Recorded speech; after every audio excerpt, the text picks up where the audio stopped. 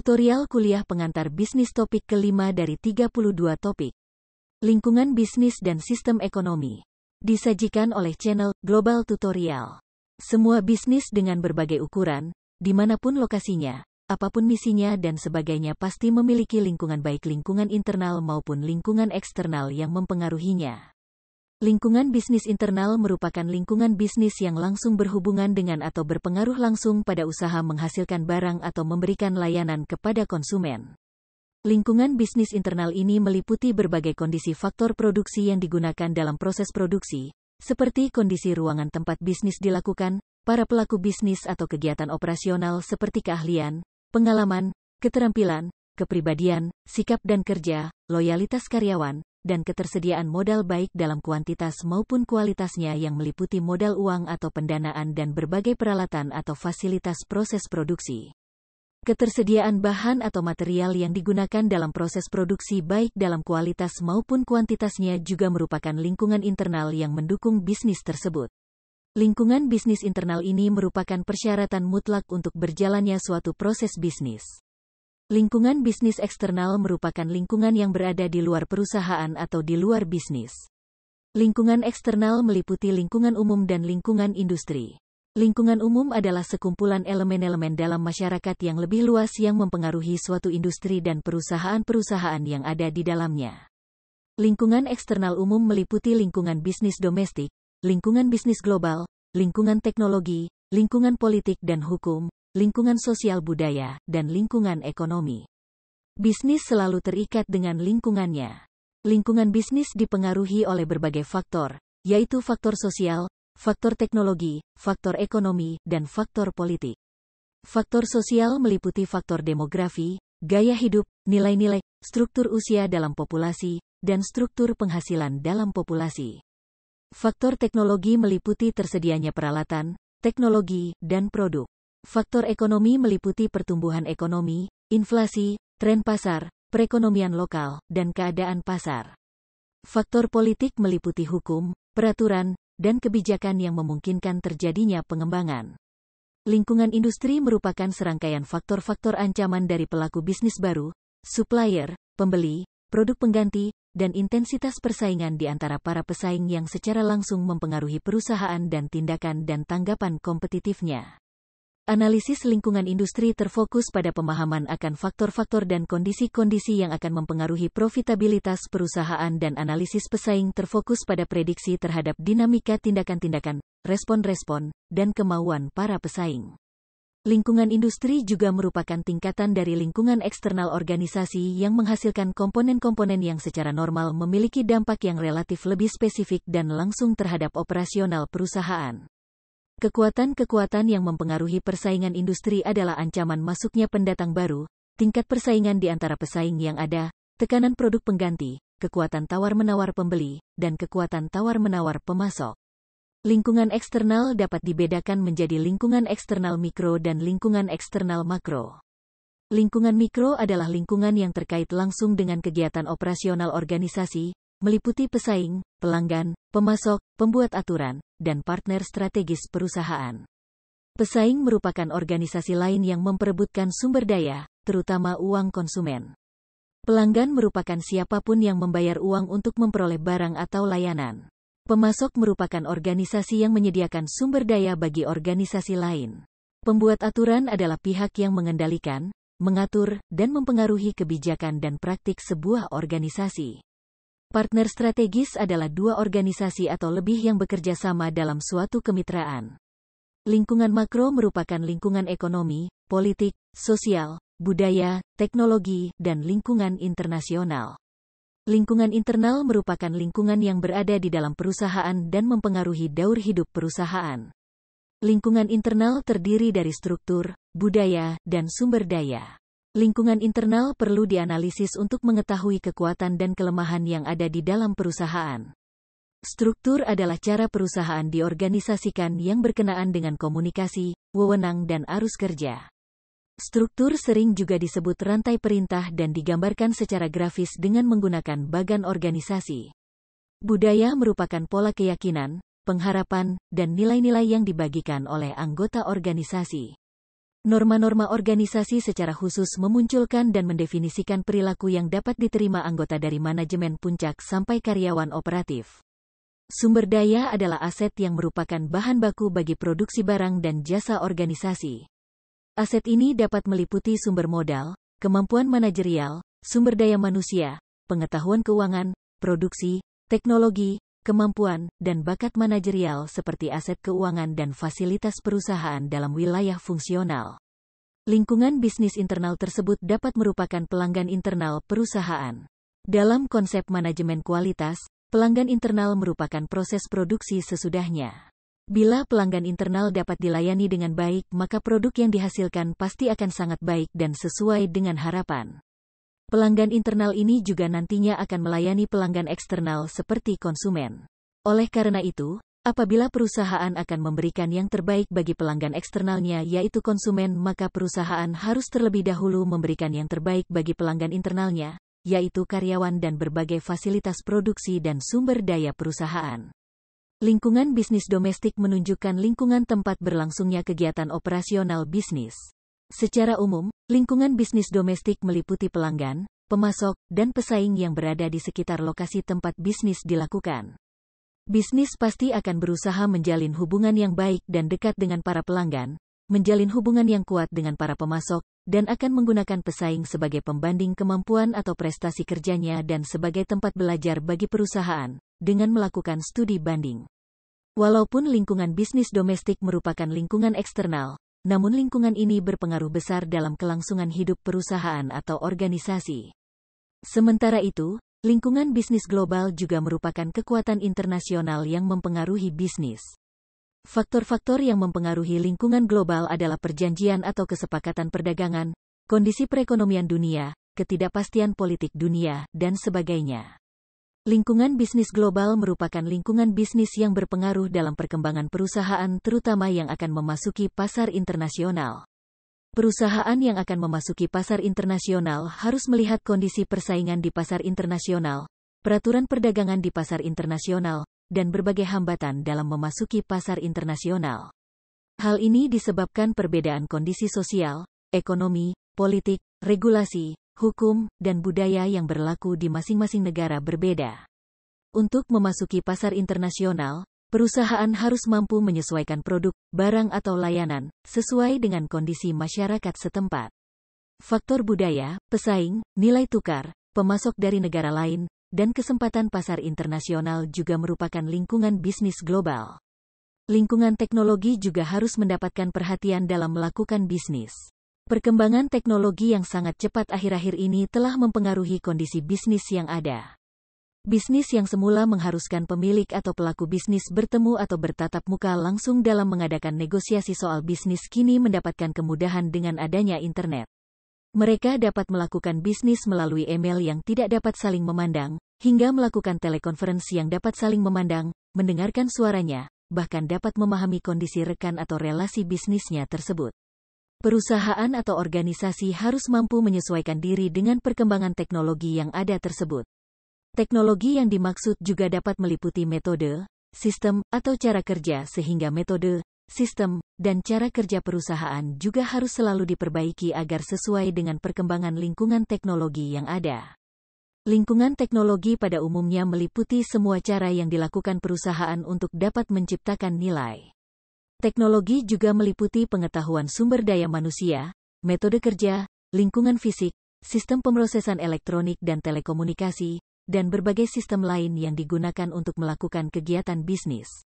Selanjutnya, lingkungan politik dan hukum menunjukkan hubungan antara bisnis dan pemerintah juga diperlukan.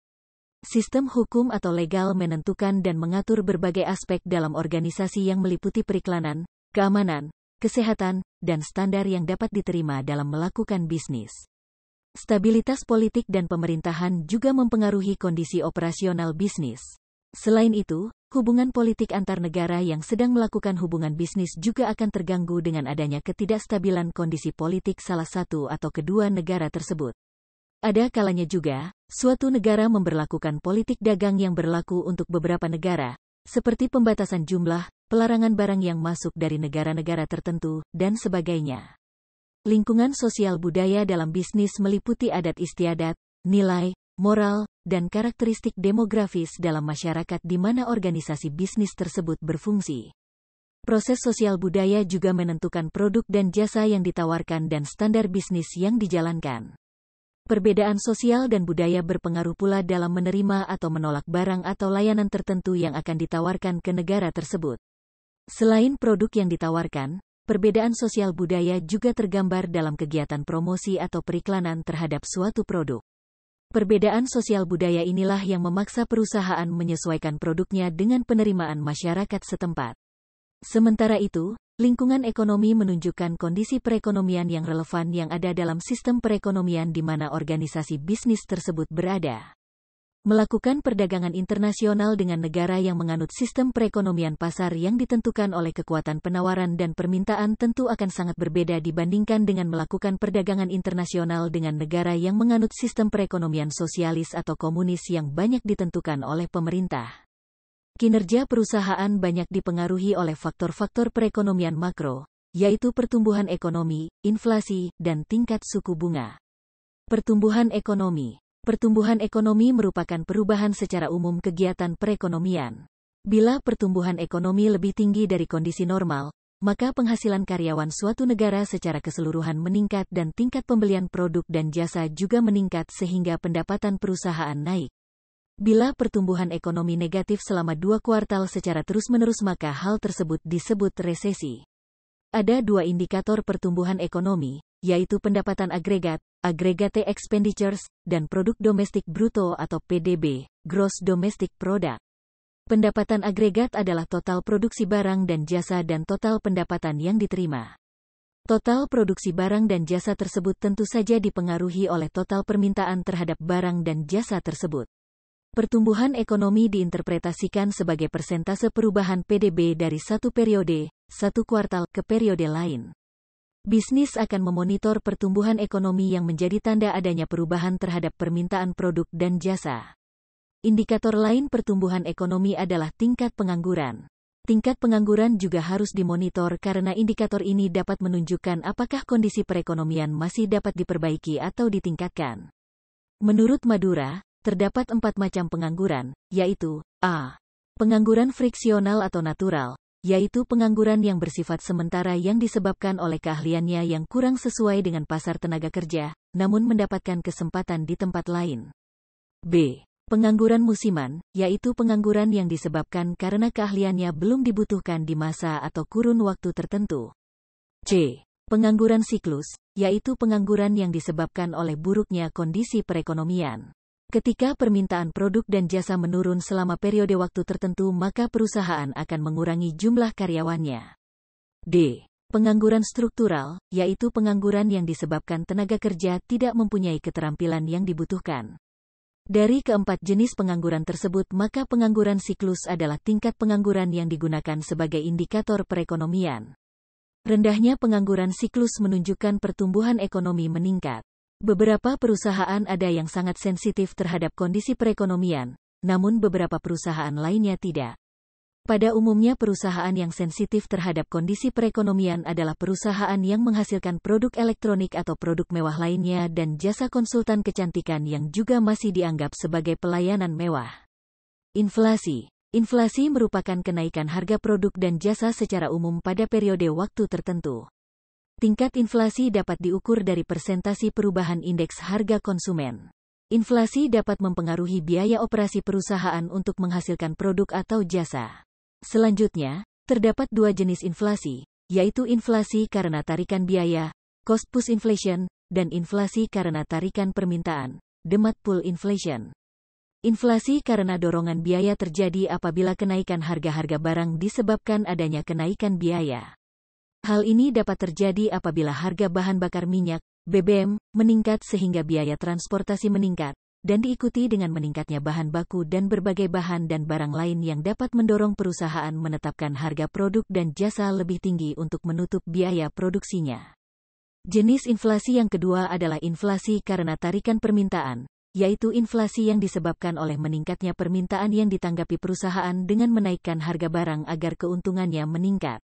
Dalam periode pertumbuhan ekonomi yang tinggi, naiknya permintaan pelanggan dapat menyebabkan kekurangan produk. Hal ini ditanggapi oleh perusahaan dengan meningkatkan harga barang tersebut.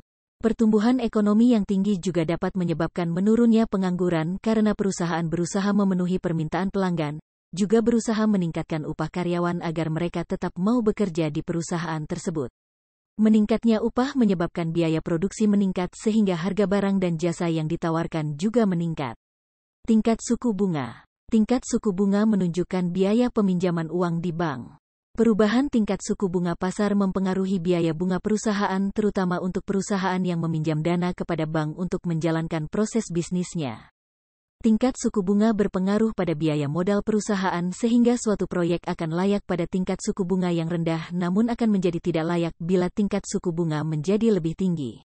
Oleh karena itu, perusahaan akan mengurangi tingkat ekspansinya ketika tingkat suku bunga tinggi. Bagaimana harga pasar ditentukan? Harga pasar ditentukan oleh kekuatan tarik-menarik antara permintaan dan penawaran. Permintaan adalah kuantitas produk yang diminta pada setiap harga yang mungkin, sedangkan penawaran adalah kuantitas produk yang ditawarkan pada setiap harga yang mungkin. Selanjutnya, faktor apa sajakah yang mempengaruhi harga pasar? Secara garis besar, terdapat 3 faktor utama yang dapat mempengaruhi harga pasar, yaitu pendapatan pelanggan, preferensi atau pilihan pelanggan, dan biaya produksi. Pendapatan pelanggan dapat menentukan produk dan jasa yang akan dibeli secara individual. Tingkat pertumbuhan ekonomi yang tinggi akan meningkatkan penghasilan pelanggan sehingga permintaan terhadap produk dan jasa tertentu akan meningkat. Ada kalanya, meningkatnya permintaan produk tersebut diikuti dengan meningkatnya harga produk tersebut. Selera atau preferensi pelanggan seringkali berubah sehingga permintaan terhadap produk tertentu juga dapat berubah. Hal ini menyebabkan kuantitas produk yang diminta pelanggan dan yang dihasilkan perusahaan juga berubah. Faktor ketiga yang mempengaruhi harga adalah biaya produksi. Apabila biaya produksi naik, perusahaan pada umumnya ingin menambah jumlah produk yang dihasilkannya pada tingkat harga semula. Hal ini menyebabkan terjadinya surplus produksi yang dapat mendorong perusahaan menurunkan harga produknya agar cepat laku di pasar. Selanjutnya, pemerintah juga dapat menentukan kondisi perekonomian dengan menggunakan kebijakan moneter dan kebijakan fiskal. Kebijakan moneter merupakan keputusan mengenai tingkat penawaran uang di suatu negara, sedangkan kebijakan fiskal merupakan keputusan mengenai bagaimana pemerintah harus menyusun tingkat pajak dan pembelanjaan uang. Kebijakan fiskal dapat mempengaruhi tingkat pajak personal sehingga mempengaruhi perilaku pembelanjaan uang. Kebijakan fiskal ini juga mempengaruhi tingkat pajak korporasi yang akan mempengaruhi pendapatan perusahaan. Kebijakan moneter dapat mempengaruhi tingkat suku bunga yang juga dapat mempengaruhi permintaan produk dan biaya bunga perusahaan. Selain dipengaruhi oleh lingkungan perekonomian makro, kinerja perusahaan juga dipengaruhi oleh karakteristik industri seperti permintaan industri, persaingan industri, karyawan, dan peraturan-peraturan. Keempat karakteristik industri tersebut akan mempengaruhi pendapatan perusahaan, kuantitas produk yang dihasilkan perusahaan, biaya produksi, dan biaya administrasi perusahaan. Secara keseluruhan, karakteristik industri akan berpengaruh pada keuntungan perusahaan. Demikianlah materi topik kelima tutorial mata kuliah pengantar bisnis. Channel Global Tutorial dipastikan sangat bermanfaat bagi siapa saja yang ingin menambah wawasan, termasuk mahasiswa perguruan tinggi negeri dan swasta manapun di Indonesia. Video tutorial juga dituturkan dan disubtitelkan agar dapat ditonton, dibaca sambil didengarkan. Jangan khawatir jika belum langsung paham. Untuk pemahaman yang lebih baik, putar dan dengarkan video ini berulang-ulang. Subscribe dan like, agar Anda mendapatkan update tutorial lainnya. Bagikan juga link video ini, agar teman lain juga mendapatkan manfaat channel ini. Sekian dan terima kasih. Sampai jumpa.